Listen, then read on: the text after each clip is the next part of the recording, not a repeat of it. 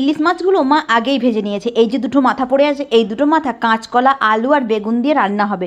কচু থাকলে আরও বেশ ভালো হতো। ইলিশ মাছের মাথা দিয়ে কচু। এই যে মাছগুলো সব ভাজা হয়ে গেছে। বাইরে এসে যেটা দেখলাম সেটা দেখার জন্য আমি একদমই প্রস্তুত ছিলাম না। বাসন মাজার সাবানটাকে আমাদের কিট্টুবাবু পা থেকে মাথা অবধি মেখে নিয়েছে দেখুন। আমি ওকে বকাবকি করছিলাম, বলছে আমি সাবান মাখছি তো, আমি সাবান মাখছি তো, আমি ফর্সা হবো ফর্সা।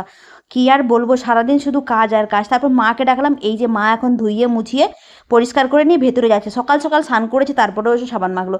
তারপর এই যে দুপুরে খাওয়া দাওয়া করে নিচ্ছি, রান্না টান্না সব হয়ে গেল। খাওয়ার পরে আমার বাড়ির যাবতীয় যা কাজ আছে সব শেষ করতে হবে। এই দেখুন, কাঁচকলা, আলু, বেগুন দিয়ে হচ্ছে ইলিশ মাছের মাথার তরকারি, আর এইটা হচ্ছে সরিষা পোস্ত দিয়ে ইলিশ মাছের তরকারি। যাই হোক, সব রান্নাগুলো কিন্তু দারুণ হয়েছিল। এখন বিকেল 5টে মতো হয়ে গেছে। ত্রিশানবাবু এখানে পড়াশোনা করছে। আটার মধ্যে নুন আর জল ঢেলে দিল মা। মা বলছে এটা মেখে নে, তার আগে খাওয়ার জলটা নিয়ে নে। এই যে খাওয়ার জলটা নিলাম, এখন একটু চা খাবো, আটা মাখবো। চলুন আরও পরে দেখা।